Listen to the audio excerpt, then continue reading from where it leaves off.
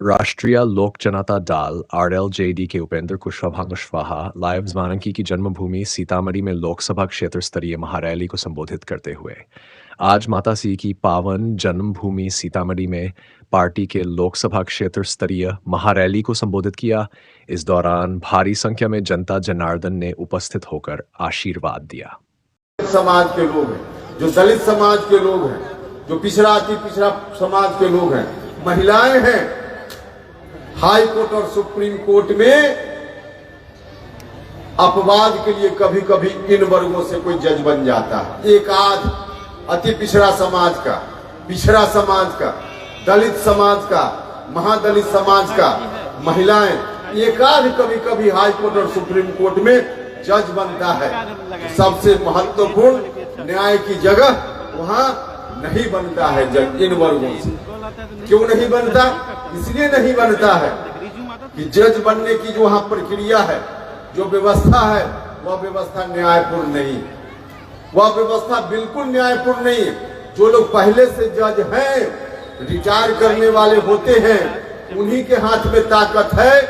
जिनका नाम पर्ची पर लिख कर दे देते हैं, वही अगला जज बन जाता है सुप्रीम कोर्ट और हाई कोर्ट में।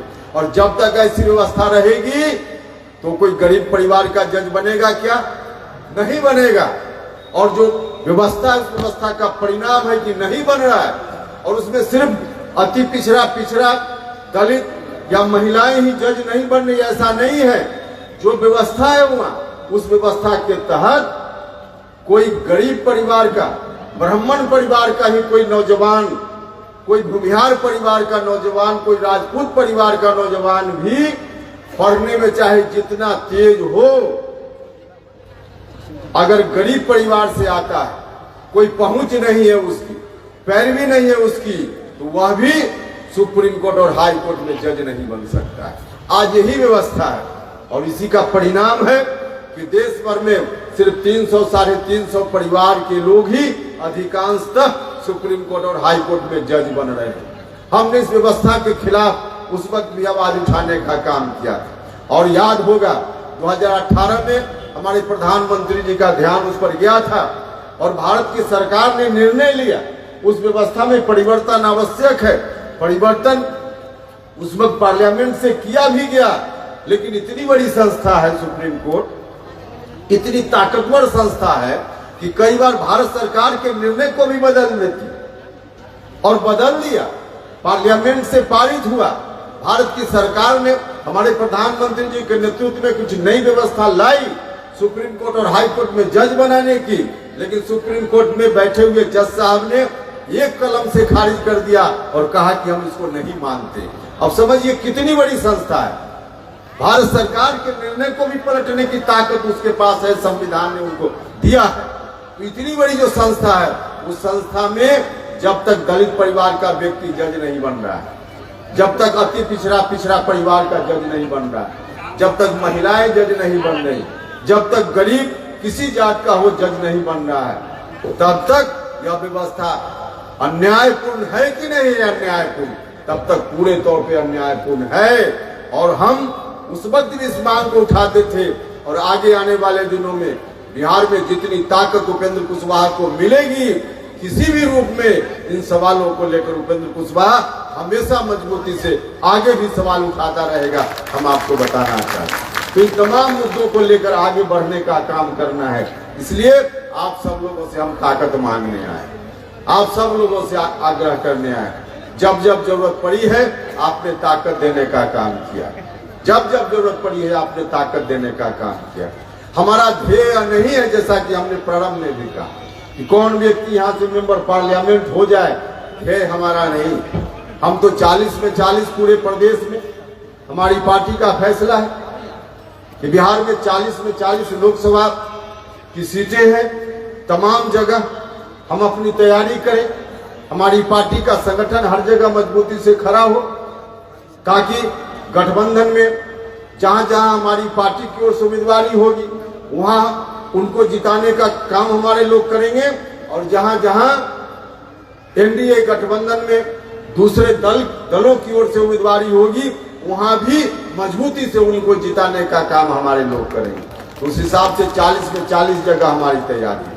हम वैसे लोगों में नहीं, हमको मिला तो ठीक और नहीं मिला तो पहाड़ टूट गया। अरे भैया, प्रधानमंत्री बनाना है नरेंद्र मोदी जी को, तो यहाँ एनडीए गठबंधन में किसी पार्टी का उम्मीदवार होगा वह जीत कर जाएगा। कुल मिला जुला कर पूरे बिहार में 40 में 40 जीत कर जाएगा, तभी तो नरेंद्र मोदी जी भारत के प्रधानमंत्री बनेंगे। इसलिए कुछ लोग हमारे बीच के भी नौजवान फेसबुक के माध्यम से, सोशल मीडिया के माध्यम से अनाप शनाप लिखते रहते हैं। भैया, अनाप शनाप मत लिखो। अनाप शनाप लिखोगे तो देर सवेर तुम्हारा भी नुकसान होगा, समाज का नुकसान होगा, सबका नुकसान होगा। ऐसे नहीं राजनीति होती है। राजनीति में सबको ले चलना पड़ता है, ले चलना चाहिए। अगर सबको ले चलने की सलाहियत जिसमें नहीं हो, उसको राजनीति में नहीं रहना चाहिए। अपने स्वार्थ से ऊपर उठने की सलाहियत जिसमें नहीं हो, उसको राजनीति में नहीं रहना चाहिए।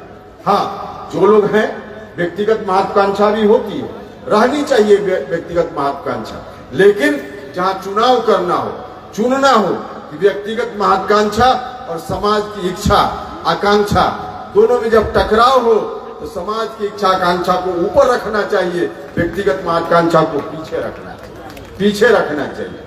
इसी मकसद से, इसी तरह से राजनीति होती है। और तभी ऐसा होगा, तभी जाकर आपका भी कल्याण होगा, समाज का कल्याण होगा, राज्य का कल्याण होगा, देश का कल्याण होगा।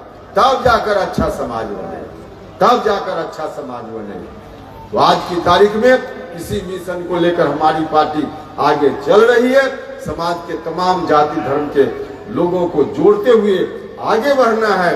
और जो न्याय से वंचित लोग हैं, जो लोग भी, उनको कैसे न्याय मिले, सत्ता में उचित भागीदारी उन तमाम लोगों को कैसे मिले, इस बात के लिए कोशिश करना है। तो आप सब लोगों से यह आग्रह है कि हम सब लोग इसी रास्ते पे आगे चलेंगे। तो आप सब लोग मिलकर हमारा साथ दीजिए, सहयोग कीजिए।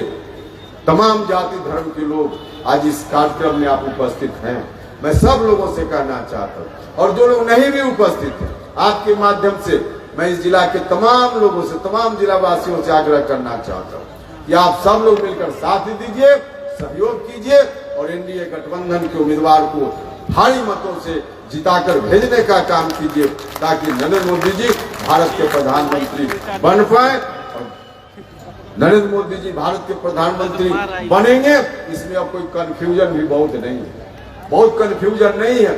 निश्चित रूप से बनेंगे। तो बनेंगे तो उस समय जिन मुद्दों की चर्चा हम कर रहे हैं, हमारी पार्टी इन मुद्दों को लेकर उस समय भी आपकी आवाज को वहां तक पहुंचाने का काम करेगी। हम आपसे वादा करते हैं, इसके लिए ताकत हमको चाहिए, ताकत चाहिए। पूरा भरोसा है, आप सब लोगों के ऊपर विश्वास है कि सब लोग मिलकर ताकत जरूर दीजिएगा। और आगे आने वाला दिन पूरे बिहार के लिए अच्छा होगा, देश के लिए अच्छा होगा, सबके लिए अच्छा होगा। अंत में जिन साथी मित्र ने इस कार्यक्रम का आयोजन किया, दिन रात मेहनत की है, बहुत सारे लोग जिनको मैं व्यक्तिगत रूप से देख रहा हूँ, सब लोगों ने मेहनत की है। तो आप सब लोगों की मेहनत का परिणाम है, इतना अच्छा कार्यक्रम हो गया। तो आप सभी लोगों का भी बहुत बहुत धन्यवाद। और जो लोग इस कार्यक्रम में आए, उनके प्रति भी बहुत बहुत आभार। इन्हीं शब्दों के साथ आप सभी का धन्यवाद। मैं अपनी बात समाप्त करता हूँ। धन्यवाद।